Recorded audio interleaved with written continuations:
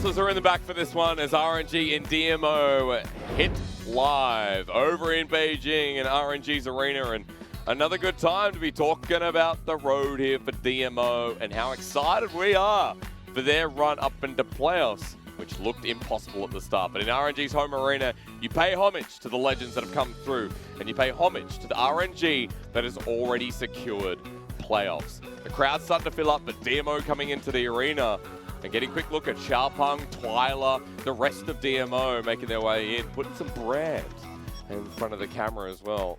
I've always loved Twilla's hair. I think it's a good color, good style. He's a good mid laner, so it all makes sense. But again, quick looks at Xiaohu. You would have noticed Clement you got the close-up on him too. Yeah, isn't that just like ideal? And who said you could talk during this? This is my turn, Raz. Talk when I want no, to. you sit back. RNG coming into the arena. What do you think of that, Raz? What do you think of this? There's Amazing Jay, remember? Yeah! Send him on the field. Let's see Amazing Jay play. It's Langx starting out this one, who's been the newest addition to RNG coming into the summer. They do, they really do. It's RNG's arena, so they get the best dressing room, of course. And they get KFC! Not a bad way to go. Welcome back to the sponsorship debut, LPL English. Hysterics Raz once again with RNG DMO taking you all the way through. Boom. How do you feel? I'm feeling good. Yeah. Mostly because I think a week ago, maybe 2 weeks ago, you look at the series on the calendar and you're like, ooh, it's going to be a slaughter. Yeah. It's not going to be pretty. Like, but Dominus looks better and better. Each and every series. Yes. And at times, I remember when they first started this streak. 5 series! When they first started, I was like, the games are still looking sloppy. But it gets better and better once again. Yes. The team fights are looking real crispy. A lot of it comes down to the fact that GALA is well protected in the fights, much like in Spring Split. It's coming right back. But now they've completely shifted mindsets of how they take the early game. Yeah. You go for it. The new addition in the top lane is a big part for me. You know, yes. There's not only Xiaohu playing well, but Natural coming in, who was Ale in spring from OMG's roster. He looks great. Natural is just such a talented player. He just come back from getting nice revenge versus OMG too. Yeah, so he's already got that one. He's fine.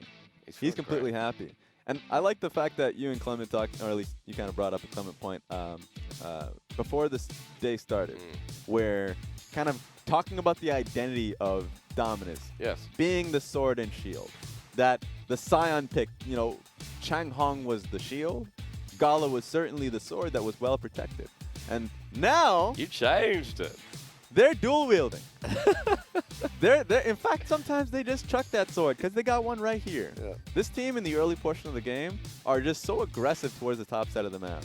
And so I want to see Natural consistently go back towards his picks. He's not playing Scion. He's probably never going to play Scion. No. He probably hates the guts of that champion. He's like the Aurelia, and his Akali has been outstanding. Yep. His Camille too. Remember, we're going back to what he played in the Spring Split. Just waiting for that Fiora, right? Yes, and so like that's going to be really fun to just see Natural in his element. Funny enough, right? Yeah. That he can just be who he was back on OMG, because the team has flatly put just been able to take him with open arms and have loved the fact that he's able to provide so much pressure in the top. We feel like we're back to that original hype of Sino Dragon entering playoffs off their debut split. And now we move towards RNG here, because they have to still deal with this change. You tamper your expectations just that little bit. Because RNG, last time we saw them when they went up against, who did they actually face again? I'm trying to remember. Scrap my memory here. For you. I'm trying to remember. Top you Esports. Can rely on me. Yep. Get out of here. I got myself. I dug myself in. And now I can get myself out. When they went up against Top Esports, it was really around Karsa that was able to get him in leads at times. He was able to get that top lane dive. He was able to protect Xiaohu incredibly well and through mid lane. Yep. All of that happened through Karsa. That is simply how they play the game. Yeah. And so that's fun. That worked well for them. They inevitably lost that series largely because of the draft. Yes, I know you didn't like this, Raz. The game 3. Let's pull this up because... Yeah, do we have to? All right, hit us up. Tell us why. So what do you see here that is shocking? I see there are a couple of supports on the field for RNG. Couple is a very good word for that. There's a couple essentially trying to save the president, as we kind of nailed it on broadcast at the time, which is you have the Tahm, Kench, and you have Lulu mid. And remember, this is a Lulu mid where Xiaohu is actually performing super well this split. He has been the carry alongside Karsa in early and mid game. So the fact that you go into the third game in this draft and it's completely, just outright, a protection draft for the Sivir. It's an RNG comp that I would look at from 2018 or years prior and say, well, that's more of the old RNG when it was one dynamic in the bottom lane. If we're just talking about an identity for RNG, I'm not a fan of the identity when you already have somebody who's going wild through mid. Yes. And you can come into game 3 and flatly rely on him. Remember, he's going up against Knight in that series. And so I wanted to be seeing something that can draw pressure. But it didn't work out for them. They were also facing a lot of poke, burst off the Zoe, so compositionally they were countered. Now going into this series, going up against DMO, I want to see if there's going to be a bit of change in, stature and attitude as they go up against this squad. Natural in the top lane, Aitong in the jungle, Twilla in the mid lane, and rounding out the duo side, it's going to be GALA and Mark. Coached by their side, but starting with Aitong here in this series. Now, Aitong's been in quite a bit. They've been experimenting between junglers, much like what we saw with Rogue Warriors in the very last series. Yeah, and I'm always interested in the discussion about who is the better jungler between Xiaohu and Aitong. Because Aitong did come in and have a great few games, and there is not a real difference in terms of just jungle pool between Aitong and Xiaohu. More so just how well he communicates with top and mid. And so there's definitely been an improvement with Aitong in the field. But you're looking at RNG, and while that 5-win streak is great, well, DMO coming to this one hot-headed. You've got to go up against RNG, who have already secured playoffs. Langx in the top lane, Karsa in jungle, Xiaohu in the mid lane, Uzi and Ming in the bottom lane with Coach Stake joining their roster here in 2019. Love the fact every time they get that time on stage with the fans, it's always a packed crowd. They can always show appreciation to the team. You can see there's a different kind of atmosphere around them, especially off of the previous loss. Oh, and we're pumped with the music because we're getting closer to this one. Yeah, you want to be able to see this team hyped up and ready to go. Like some fire underneath them, especially off of the recent performance that they went up against Top Esports and weren't able to get the job done. Now going up against Dominus, you cannot disrespect. No. Dominus needs to be able to perform well. You expect them to perform well, and I think RNG shouldn't be looking past their opponents. Heightened up off their previous series, and they've been cleaner than what we've seen in the past from them. Rogue Warriors, LGD, OMG. There have been big performances out of DMO, and this is another big team in their path.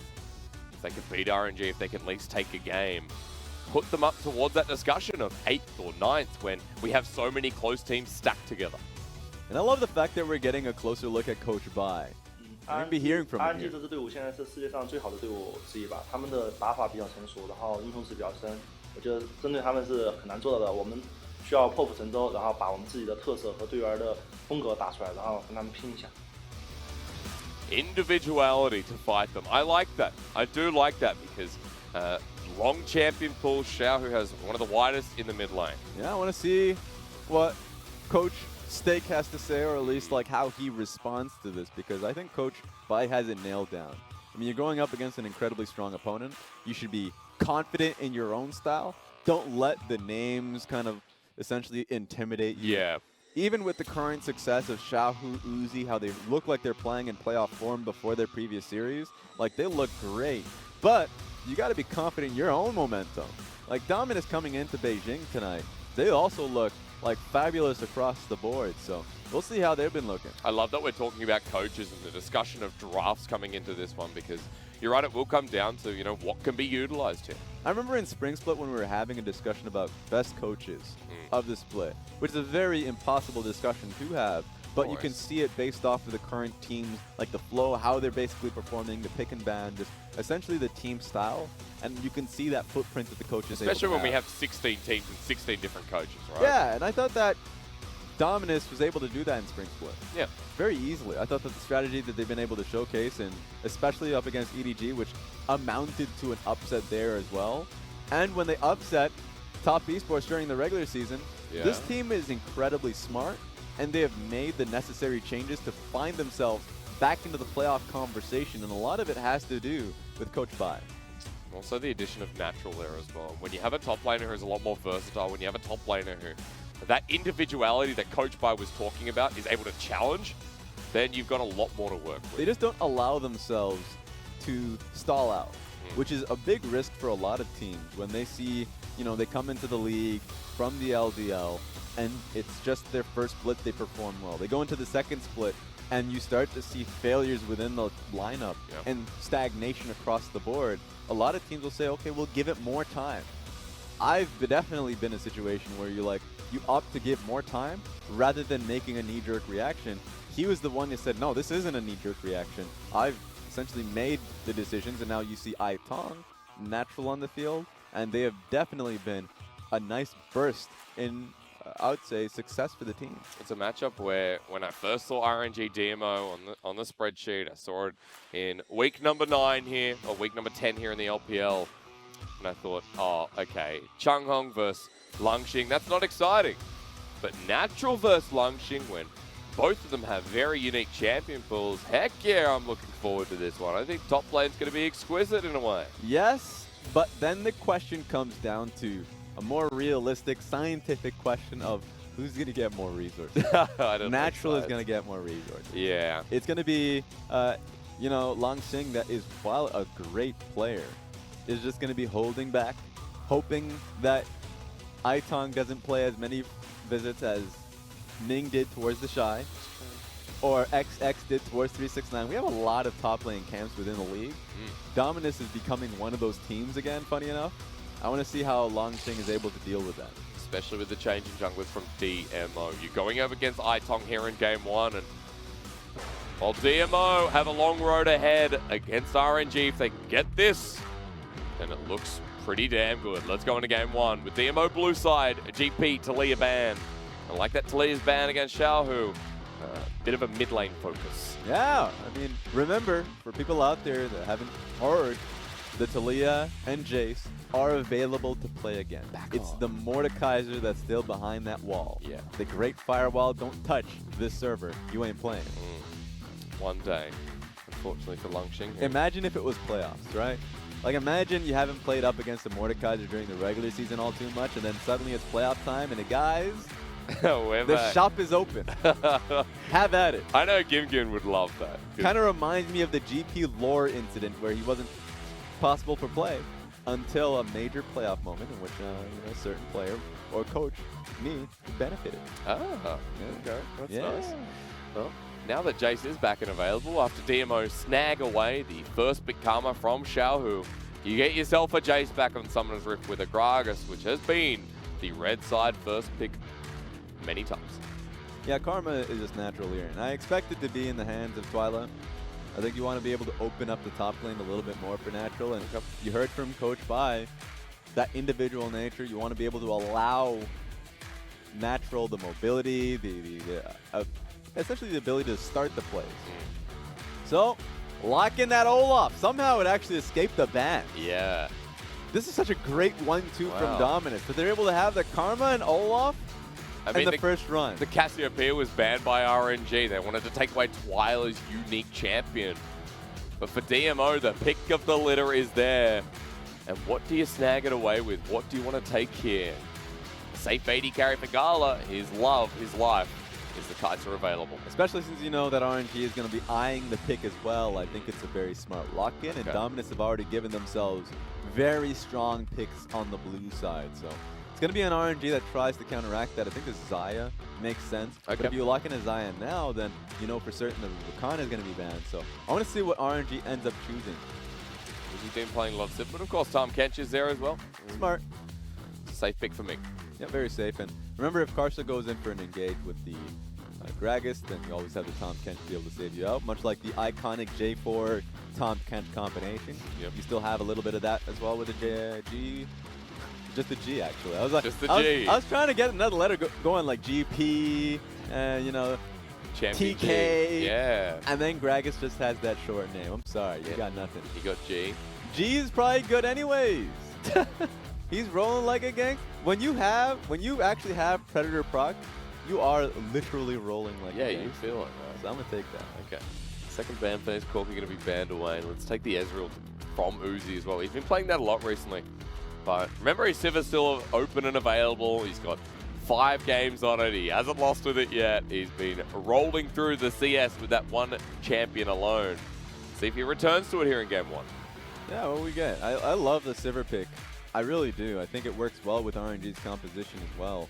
It makes sense if Dominus just outright ban it here and make it so Uzi has to go towards maybe a Caitlyn. Not too much of a fan of it. Let's see what Dominus ends up banning here. I really think Sivir makes sense. Varus is still available as well if they get rid of it, but no, Cannon's taken away. So we're expecting that Jayce to go towards the mid lane here for Xiaohu and taking away a solo lane. That's fair, but RNG are going to leave it till last. Okay. I think they were also aware that the Varus is still going to be a pretty good lane matchup anyways. Yep. Varus, Tahm, Kench, I think people globally will know that lane because it's been such a consistent one. Is GALA literally a part of the Squirtle squad? Is that what we're talking about? This will confirm where that Karma will go, though. At the very least, The fact that they banned the Kennen, I think it's going to be a Karma mid. Yep. They want to be able to give natural something like a Camille, a Fiora. You already saw the hover, which has been a pretty bad lane to deal with the Kennen. So Karma is great versus Kennen. They just don't want to give him the Karma. This has been his best. So many carry champions to pick and choose from. This would be a good denial from Langx too, but at the end of the day, Natural's happy to take that matchup if need be. And here comes his Akali once again. All right, and now we get to find out where the Jayce is going, because it can just be a mid lane Jayce for RNG. I just expect it to be a top lane Jayce for Langx. Means that if I'm expecting that to be the case, Xiaohu might get his... Oh, see this Rumble on the table? Oh, it is. Rumble's on the table. He's been playing so much. Oh, yeah, I like this much better. Yeah. Lock it in. You got a Braum ultimate and a Akali ultimate. Like, you actually got quite a bit for yourself here. That's true. Solo lane Sylas joins back onto Summoner's Rift here in the LPL. And for RNG, I mean, look at this comp. I want to see what kind of Sylas we're talking about here. Is it going to be an Aftershock Sylas and an Electrocute Sylas? A lot of the concern is if you're dealing with a Karma, she just has so much outright poke that an Aftershock is not too helpful. It's more so like the all-in types that you want to go for. Swapping between the Sylas and Jayce. What is the most favorable lane here? It feels like the Jayce and the Karma can match that poke. Yeah, I really like this from RNG. Jayce will do well versus the Karma, and it's the Sylas that will match the Akali up top lane. Okay. We don't need those extra 5 seconds. We've got it locked in. And we get to see our first Jayce back here in the LPL. After getting it unbanned the other day, I was waiting for a team to pick it up, and I thought, who would be the most influential team to pick Jayce again on Summoner's Rift? Yeah, especially since we have a lot of teams that can flex Jayce in both lanes.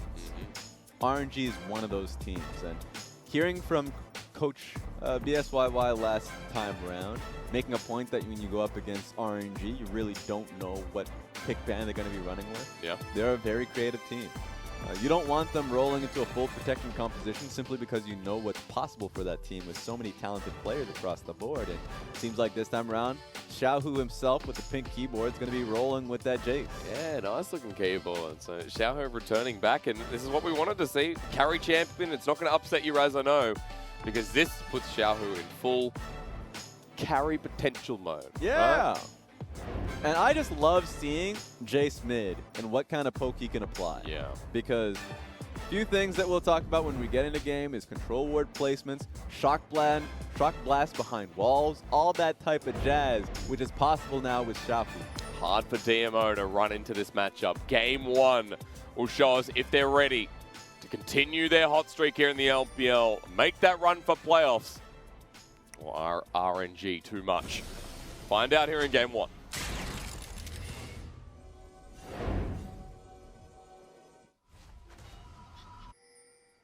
We get no sound in Beijing. Yeah, I always forget. get upset. I always forget. Especially when you have such a packed audience. Yeah. You want to hear from them. When it's in Team WE's location, they have such a large venue that even if they have 900 people, it's not going to be as loud as RNG's, but we've decided to quiet the crowd. Yeah. I can't stand for it. It's a shame. Can't stand for it. No, but it means we got to get into game. All the same. It's over, it's done, and it's actually electrocute on the Sylas this game around. So I know you're talking about the poke potential, but he's not into the Karma lane. He's into the Akali, so that changes it up significantly.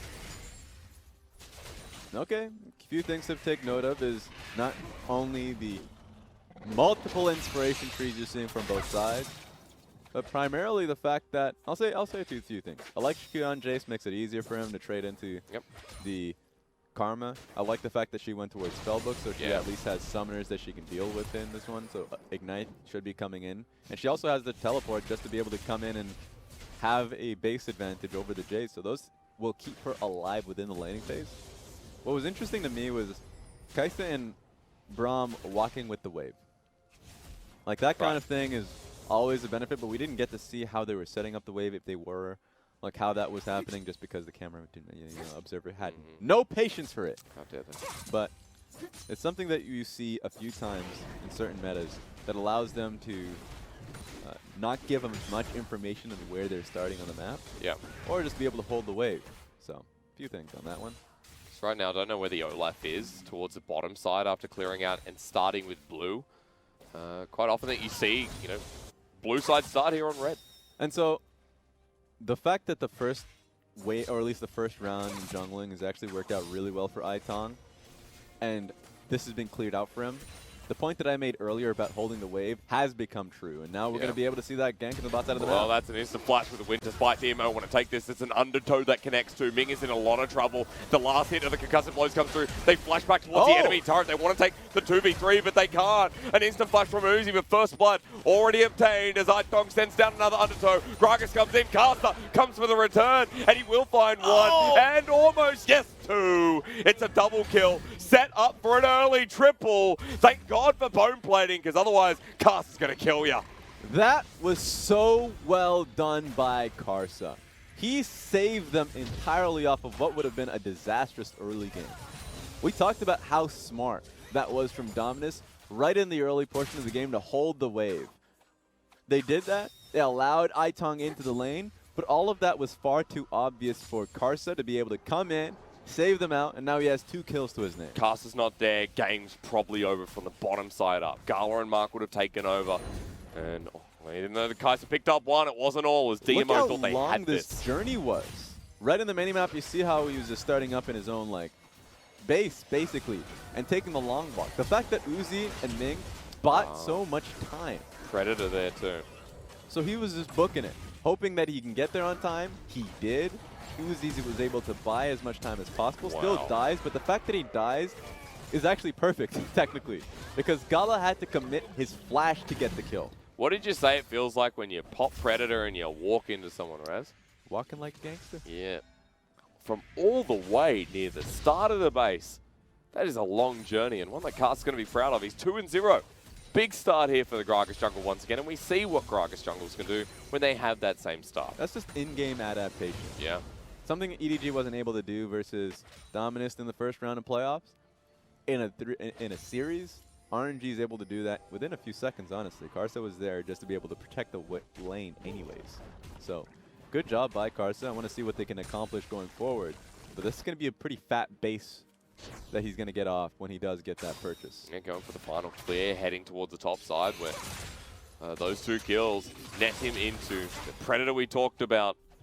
Natural getting traded off. Langx, very nice trade back here onto the Akali. Yeah, I generally love the Sylas lane into the matchup, just because it does have a consistent amount of damage. He's actually opted towards Electrocute. Maybe he has skill potential. Oh, he wants to dive underneath the turret, but smoke screen's there. Now Langx missing means flash, yeah.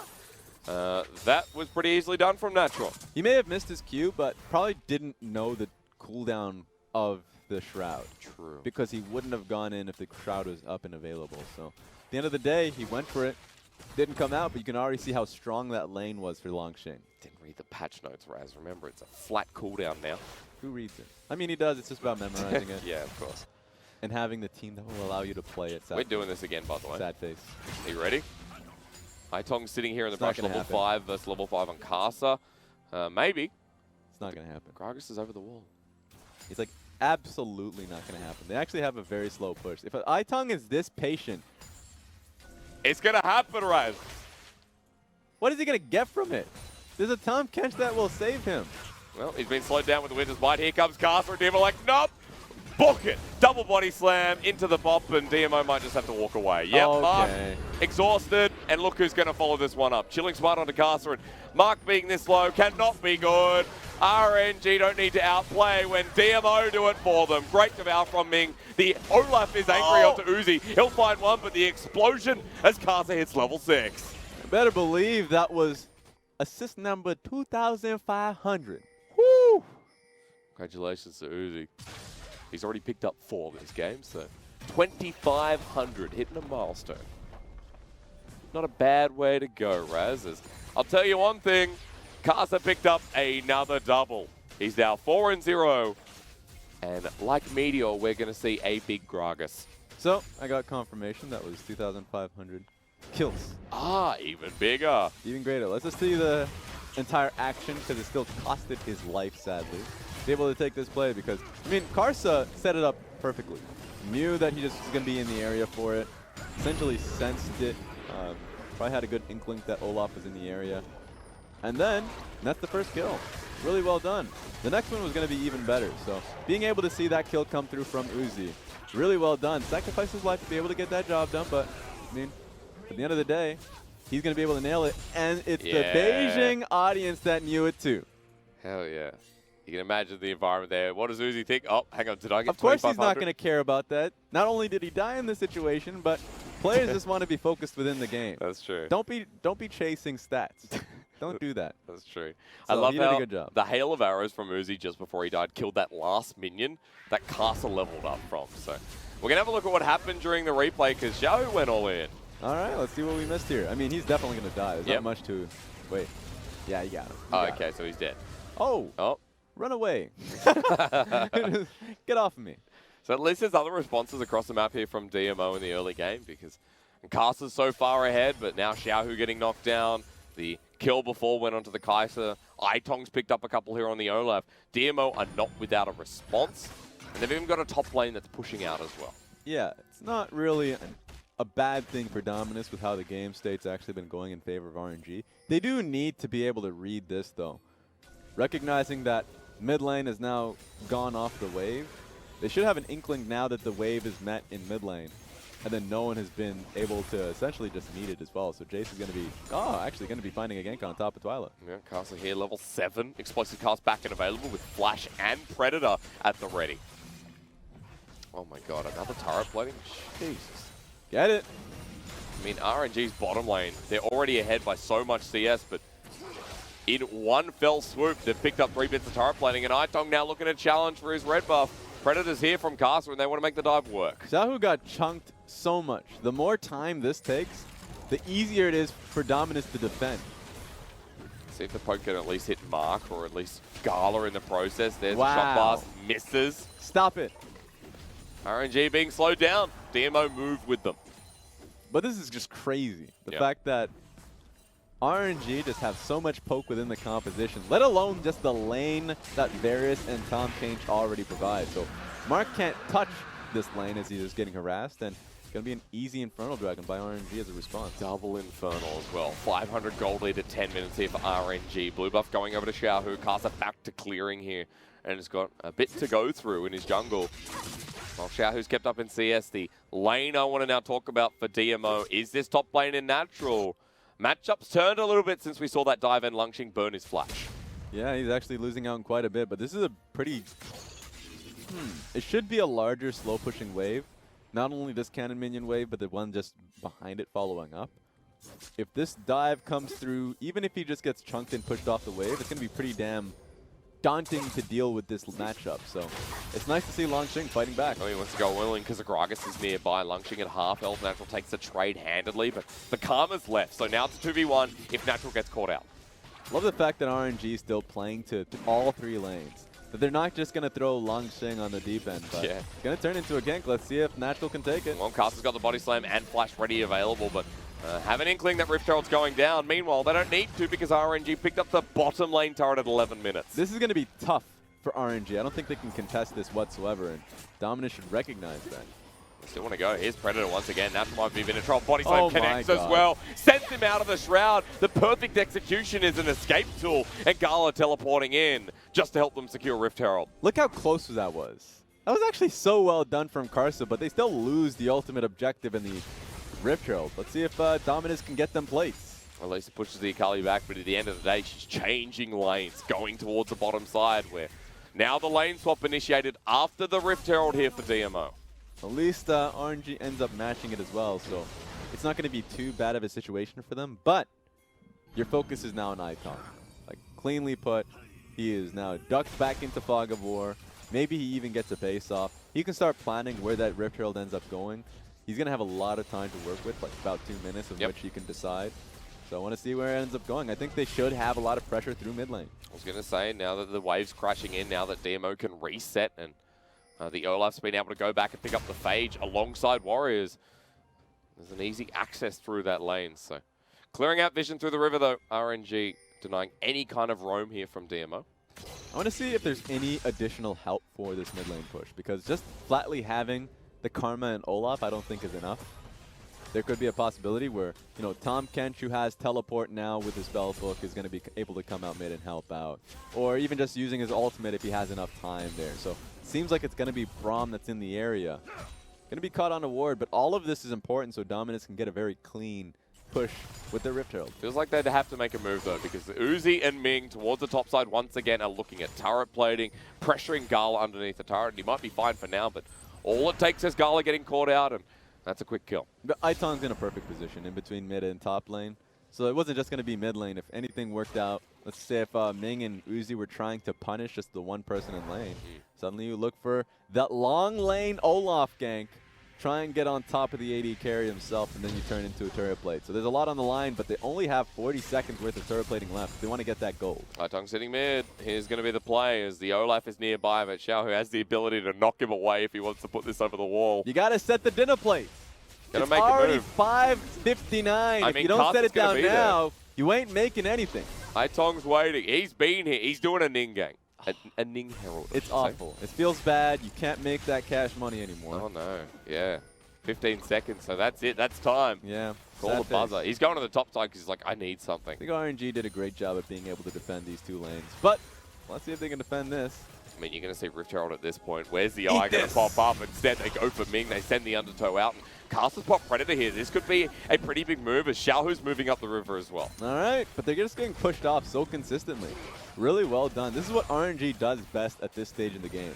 Is just being able to bide time, slow the enemy team down, play as respectfully as they can, while still eating up as much experience as possible. Now, Varus has a huge CS margin for himself. Like Uzi, once again, having a great game, while Jayce has been able to do just that. So they've been able to accomplish all of this while playing in a defensive mindset. DMO 2 minutes later, though, 2.5 actually, finally put the Rift Herald down, and they were drawn to so many different lanes, but now making a decision with Langx in the area.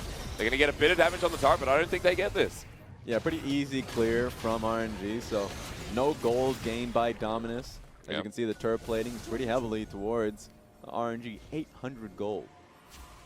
And the strong lane was only able to pick up 160 on naturals, so you can see how the sides of the map for DMO are working as RNG teleporting in. Want to force this. That's the Mantra Inspire, and the Karma with the slow first item wants to find a way in. Yeah, that's GLP down. So it's going to be even harder to find a pick on towards the Tahm Kench. Let's see if, like, even Natural's right next to his team. Wow. Okay, Poke. all right, stop it. Stop it. Poke. Please. RNG just put them all to half health with one simple maneuver, and that opens up double Infernal. We won't hurt you anymore. Just don't touch us. That was lovely. Yeah, that was great. Well, end of the day when you have a Jayce, Varus, Sylas, Tahm Kench, I'll just name the champion.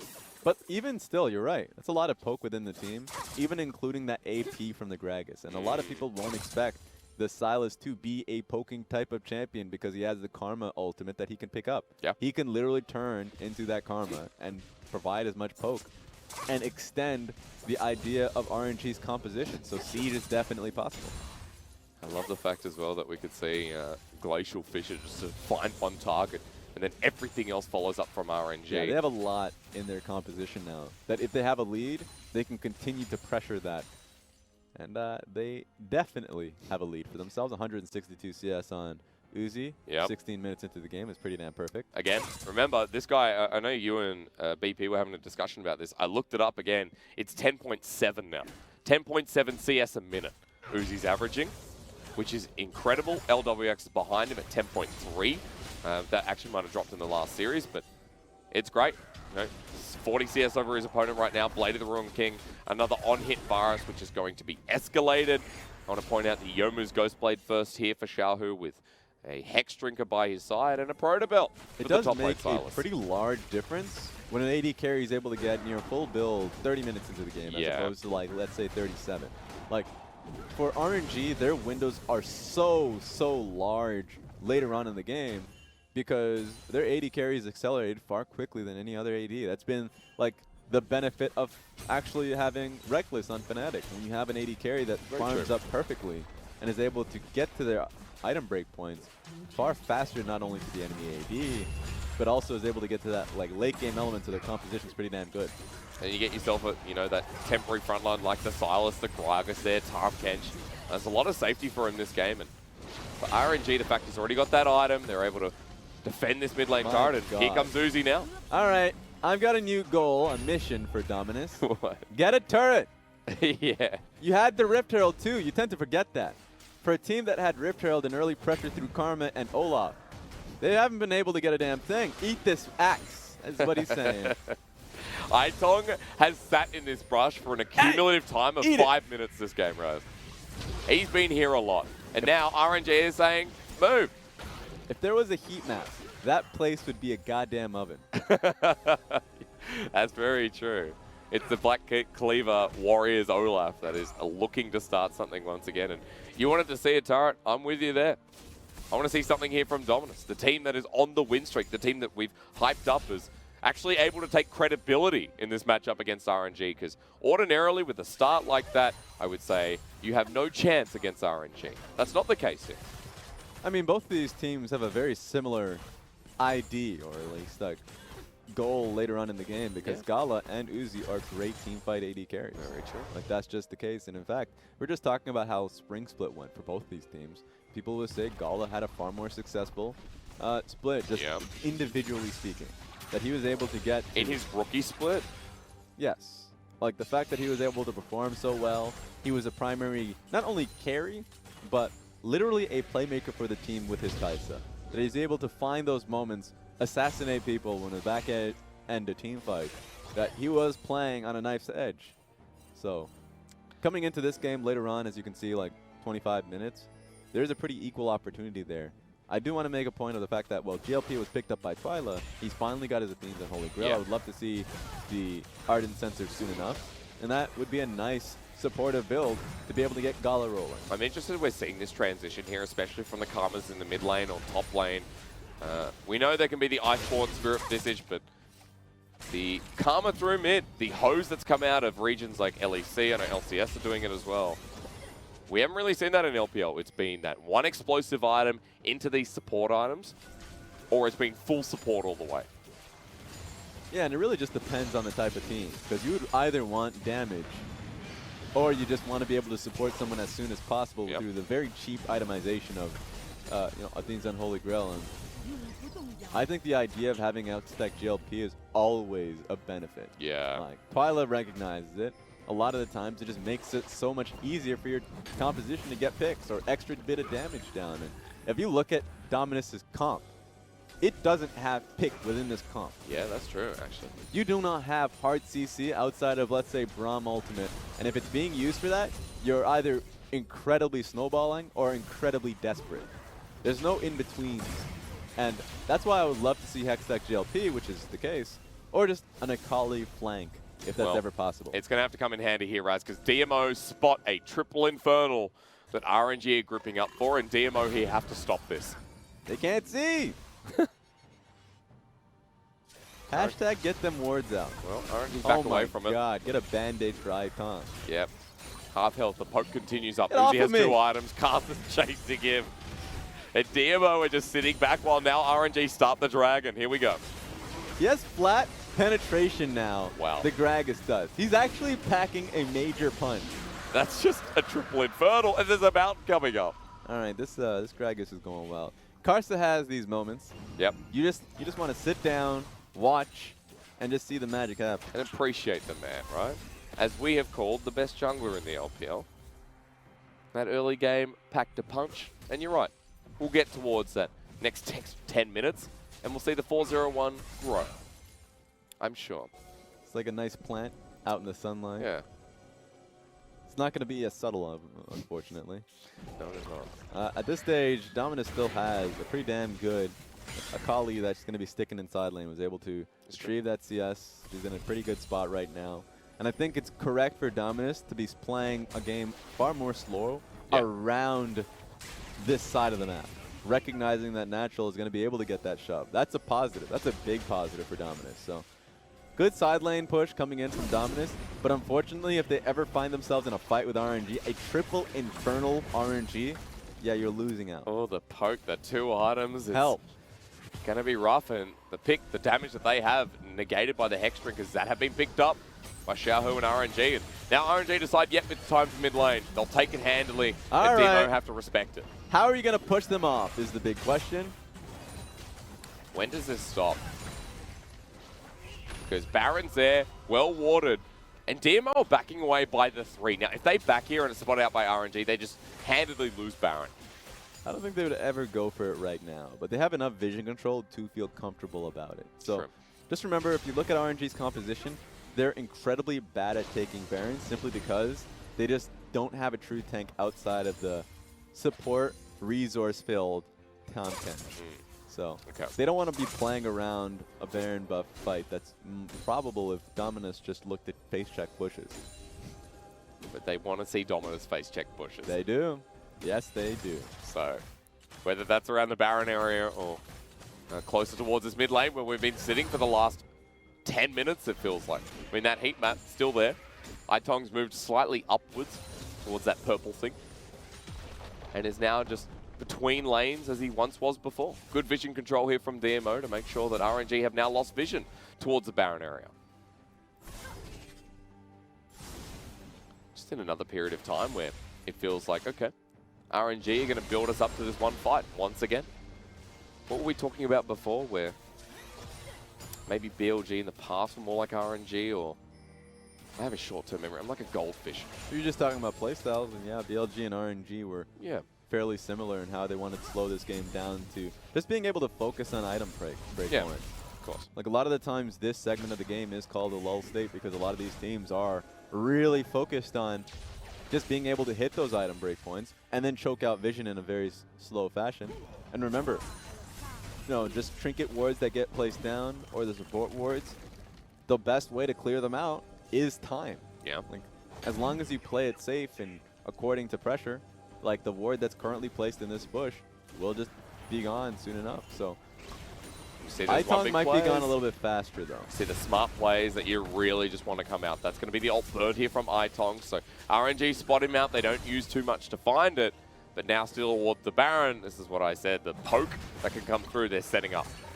That was their last red trinket being used. So RNG should feel pretty comfortable, but at the same time, if they get pushed out right here, then they lose out in the entire fight for Baron area, and they'd have to go back to base. So it's a little bit unfortunate for the side of RNG, but definitely for Dominus, it gives them more time to allow Natural to shove through bot lane. And give that Karsa her 3rd item as well. Zeal picked up, already got the 2 on the side of this big hyper carry in the making. The Akali's got 2 as well.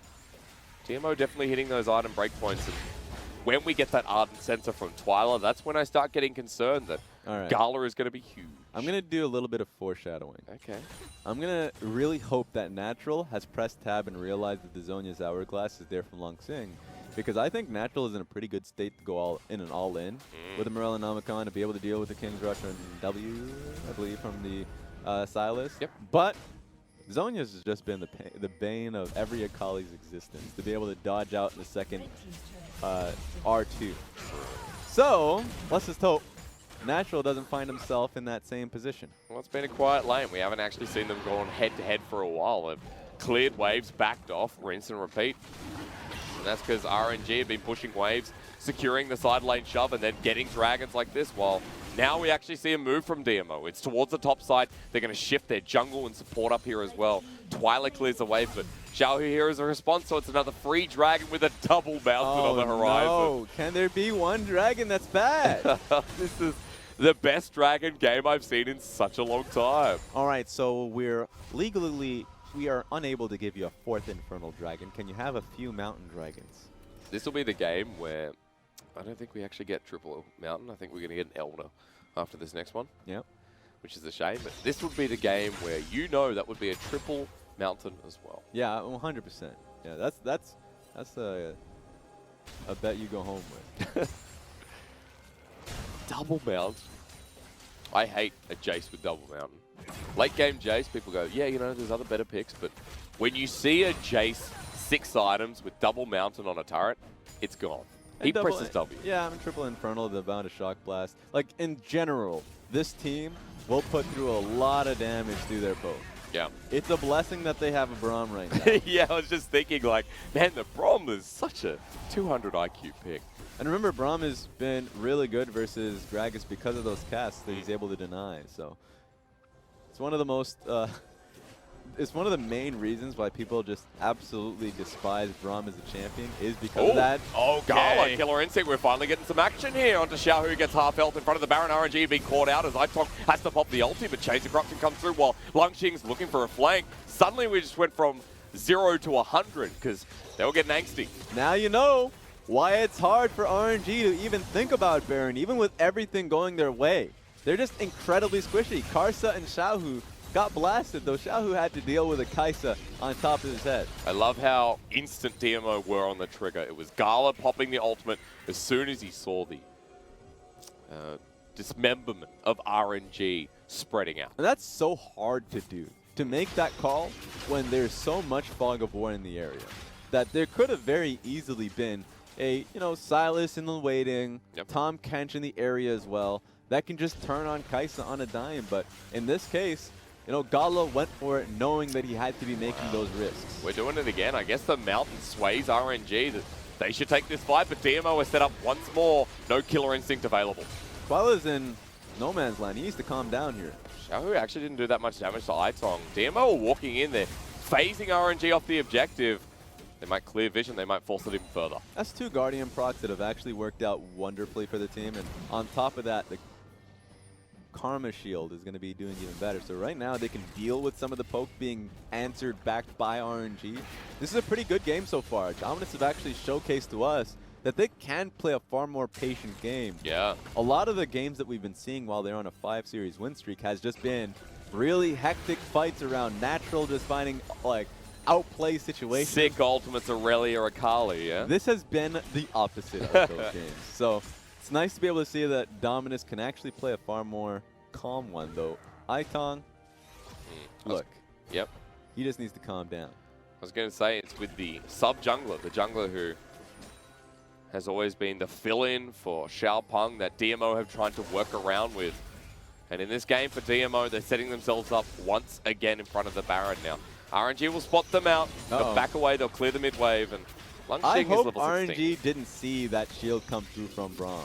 That creates a pretty good opening from Karsa. And thankfully, the cooldown should be right back up now. But those are the windows you want to be able to catch, especially when the teams are in such close proximity that it really is just that shield being used once.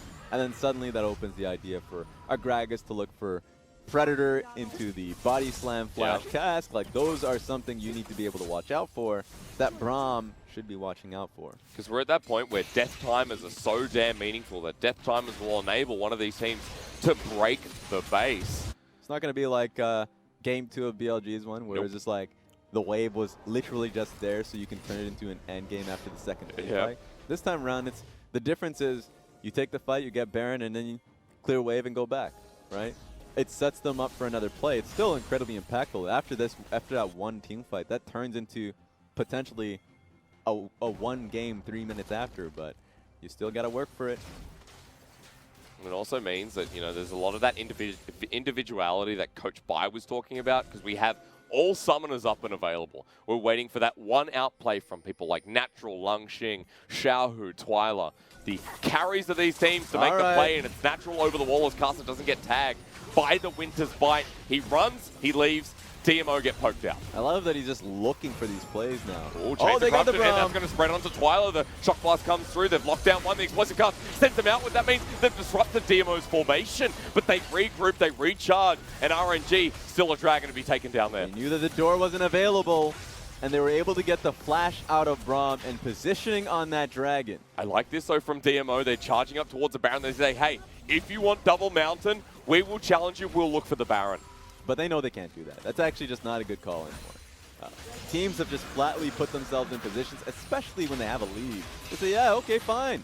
Varus will take the dragon, maybe leave the Tahm Kench with him, and then we'll just stop you at Baron and send them 2 members coming right after. So RNG just go right down the mid lane instead. They look to push the wave. DMO respond once again, and you're right, it was a good call not to take it for DMO. The mountain went down so quickly, and now with 5 elementals, RNG have yet another win condition on. With the gold lead, everything, the Elders coming up in 4:30. Dominus do need to draw a line in the sand, which is why I love where Natural is positioned. You need this fight, but they do see him. Yeah. Run! Spotted out. Here comes Karsa. Explosive Cast not ready, but Body Slam Flash is. This is tough. You're at a stage of the game where Aitong is fairly useless. What is he going to apply? Right now, he just gets bursted far too quickly, which is why it's nice that he has GA, but it's not enough in saying, well, he's not going to engage. It literally has to be Natural to be able to find that backline dive, and they're actually just going straight towards Baron. He's literally a ward Viking. Aitong throws the axe to scalp for vision. Oh no, that TP is way too aggressive. That's not good. Natural wants to take the move. He goes into the Shroud. Golden is here. His Explosive Cast is wasted. Ults come out left and right and center. One from DMO and the support, and they back away again. Well, that's why you don't TP in that location, but they were so concerned about the double Mountain Dragon burn. There's good reason for it too. You can see, actually, Natural goes to the top side. He wants to clear the wave and sustain back up, but RNG hitting the Baron at 5k. They have the debuff. GALA ults in. Natural does find the backline, Raz, and that's where the ulti comes through. He may be at half health, but he's done his due diligence, but Karsa shuts him down. GALA still alive, looking to go forward, and the AD carry is silenced as well. Karsa goes in, gets mid interrupted mid, body slam. The Xiaohu tries to find the fight, but DMO have it all over. The shield from Twilla taken fair. Riding that line so well. Natural just being able to find the flank, just as you mentioned, he was chunked down pretty easily, gets that top lane wave with the Gunsu, actually with the Gunblade sustain, and is able to make a pretty fat engage in the back line. Man, Twilla just at this point, 3-item Karma in the mid lane. So much support. DMO with 3. They're going to take this Baron. And wait a second. Help. Twilla shielded himself. He had the to. Kenchi. Yeah. Alright, thank God. Okay. So Baron secured for DMO, and the line in the sand has been drawn. Thank God for it too, because that was the one window that was getting very close to being shut. Yeah. Double Mountain Dragon gave RNG all the weapons available to be able to take the Baron buff, but the moment they were challenged on it, I mean, Natural came in clutch. That's one of those moments where you have to have eyes on the top lane at all costs. They knew that that Natural is picking up the wave, so why are you positioning so aggressively like that? You should know that he's going to be looking for a play just as he did here. So good Zhonya's, even better, I'd say, stopwatch being put through from Uzi. But at this stage, that protection for their AD carrier was so well done that Kaisa was able to get the job done near the very end of the fight. Yeah, GALA plays this champion so well. He came into spring, made himself known for picking Kaisa and Kaisa only, and showed us he's a master at the champion against Uzi, who played that to fruition. It's a great look. GALA 1, 3, and 4, but almost 4 items on the Kaisa here with an Infinity Edge coming fourth.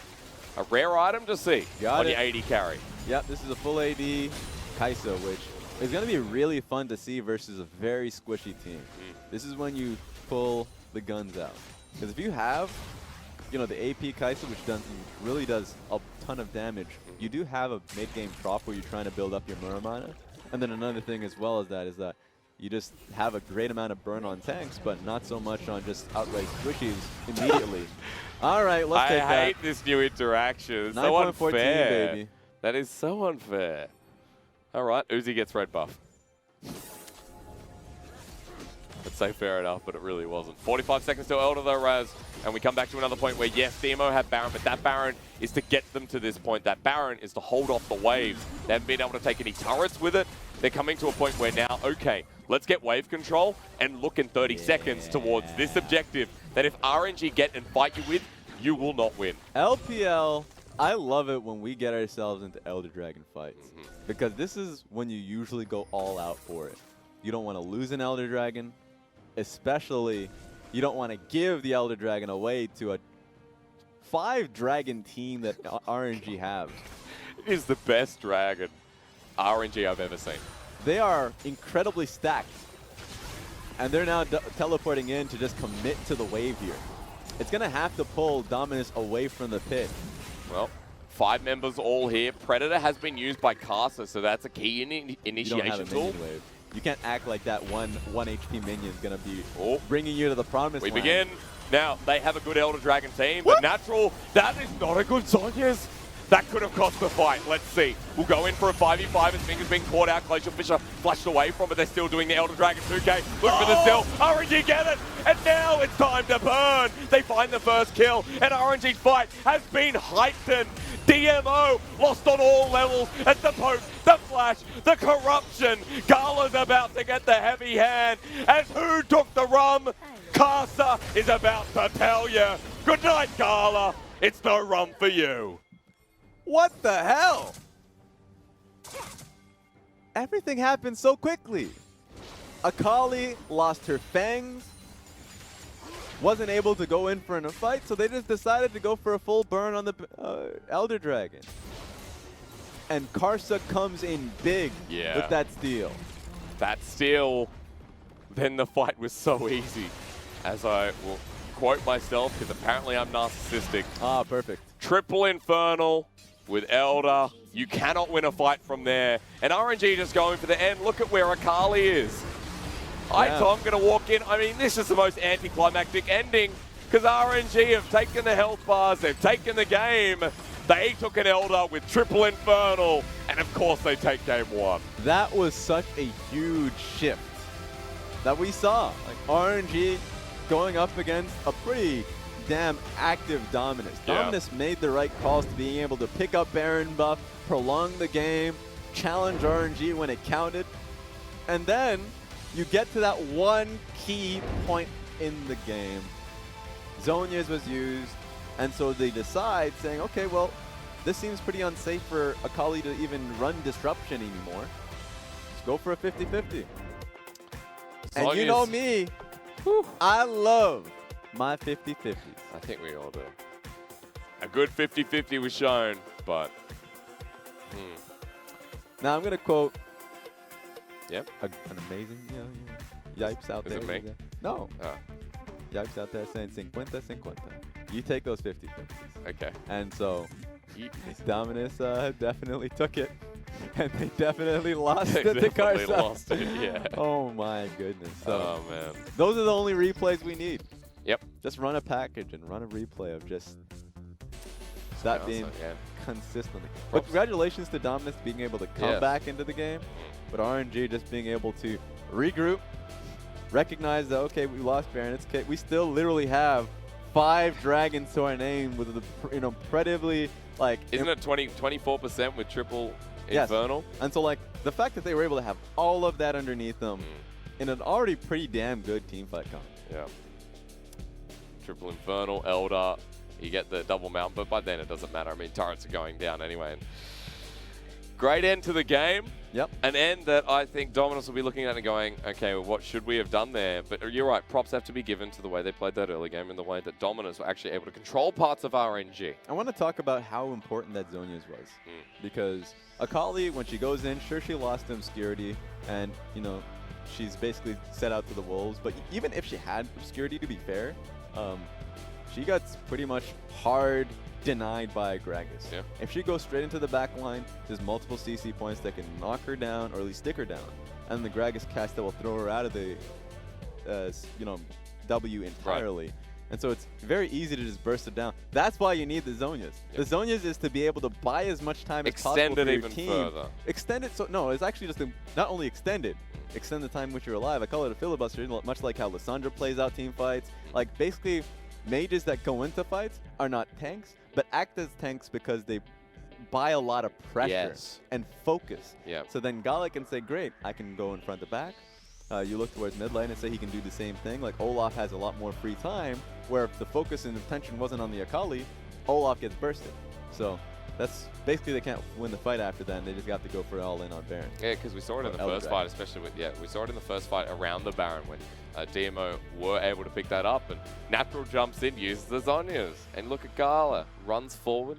Yep, we saw many fights where that worked really well for Dominus, and they're still good. I mean, they had a really good rallying cry at the end. They are better. I think the point we can push forward is they are a better team from when we first entered the split, of course. We knew that already, but we know that against RNG, they are still playing their best League of Legends of summer, and that this is still a run that they can make. You know, being 5 and 7, it doesn't have to end here, especially not since we go to a game 2. Yeah, and you know what? Guess who got MVP on that? Boom! Let's get Karsa up on our screens because he deserved it. 5-1 and 5. The man was just a huge blocker, not only because of that belly, but because of his playstyle.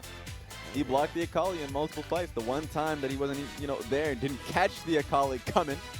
Caught sleeping. I mean, it was the reverse down the bottom lane where Aitong thought he was going to win the game. Oh, he's booking it.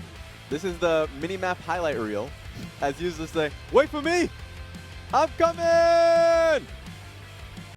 Gets that first kill, was able to get the second one because GALA fully committed to get that kill on Varus. Almost got this as well. I mean, yeah, exactly. And then they tried once again. I said this was a very bad call. And even if you have Fog of War turned on and you think that Karsa isn't there and you want to make that bet, how do you actually get that kill on Ming? And it didn't really make any sense. And so there are multiple points where, RNG gets the kill. They even have it mirrored down as, Jayce was coming in alongside Twilla, so Twilla wasn't going to be very impactful. And they get number 2,500. That is a lot. Himself. Yeah. Most kills, of course, in the LPL. Congratulations to Uzi, but most of all, I mean, it comes down to this fight. You mentioning the Zhonya's, we both were. RNG get the Elder, and then all it takes is poke. Literal one hit. Oh, that missed. That's fine. Okay. At this point, it doesn't matter because they're literally running in the wrong direction, and they're all going to be like pushed down, scattered. You see Akali pushing up mid lane, which is like the right call if you want to be able to prolong the game. Of course. But then they track you down, hold you from basing. They already have a wave on bot side.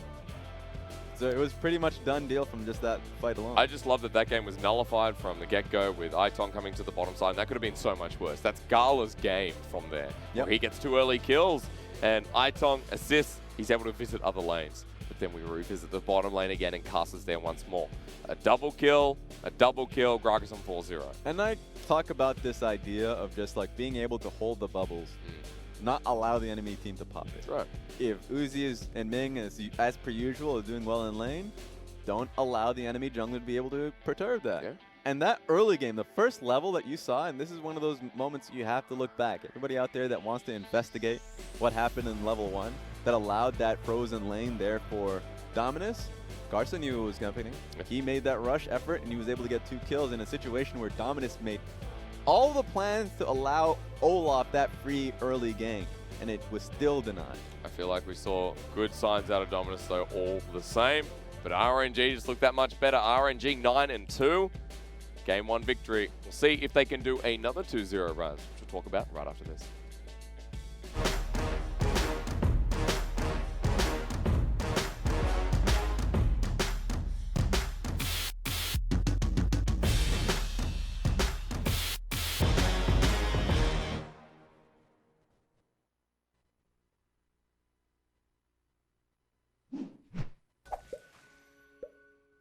Hello everyone, this is Niberia here with another episode of LPL Insight. In the game between FPX and Vici Gaming, FPX's jungler Tien predicted all of the opponent's moves and secured the win for his team. Let's take a look at his site. At a minute 50 into the game, Vici's jungler Ix initiates a gank towards the bottom lane, forcing Tahm's flash. From this gank, Tien knows exactly what's going to happen. He stops farming and recalls immediately, even though there are still 3 camps in his blue side. After the recall, Tien rushes straight towards bot lane while keeping an eye on the minimap. When he sees Taliyah vanish into the shadow, everything is in his control. He sends out a ping to remind his teammates of what's happening and plans his next move. Just a few moments later, Twilla and Xin Zhao show up in the bottom lane, but don't catch FPX by surprise. He dashes into the battlefield with a teleport from Nautilus, using Unburrow to knock up both Twilla and Xin Zhao, and picking up the kill. Vici starts to pull out, but it's too late. Tien gets another two-man knockup with his Flash Unburrow combo and secures himself another kill. He hunts down Caitlyn while carefully avoiding the trap and finishes the fight with a triple. With a perfect prediction and teamfight execution, Tien turns Vici's gank attempt into a huge advantage for his own team. However, Vici doesn't give up their bot lane plans. When the game reaches 9 minutes and 15 seconds, Twilla and Xin Zhao attempt the gank once again. Varus is melted, and Nautilus tries to get something back, but Tahm is cut down by Caitlyn's Peacemaker. In this 4 versus 2 situation, Tien and Doinby have to fall back to the turret, and it seems like there's no hope. But then a hero's entrance comes from above. Tien hits the Xin Zhao with a beautifully timed Prey Seeker, letting him cast Void Rush for the kill. He's then rooted by Lux, and Caitlyn flashes in, trying to capitalize with a root trap combo. In the face of imminent danger, Tien keeps calm and makes his play. He flashes over the wall before the trap arms and takes down Lux, scanning with his red trinket to keep himself away from vision. Then he pulls out safely under the protection of his teammates, making this battle a 2-for-2 trade. In the final fight of the game, Tien is here to stall out, goes for a solo kill on the Twilla, and even more impressively, he finds it with a Void Rush and an auto to finish it off. But now it's just him and Crisp alone versus 4. But here comes Gimgoon to save the day. Tien needs to get another kill here, gets the knockup, finds the kill, and Gimgoon finds the triple kill of his own, knocking down the nexus of Vici Gaming. Tien's perfect prediction and amazing outplays help his teammates to survive from the early gank and finally lead them to win. That's all for today's LPL Insight. See you next time.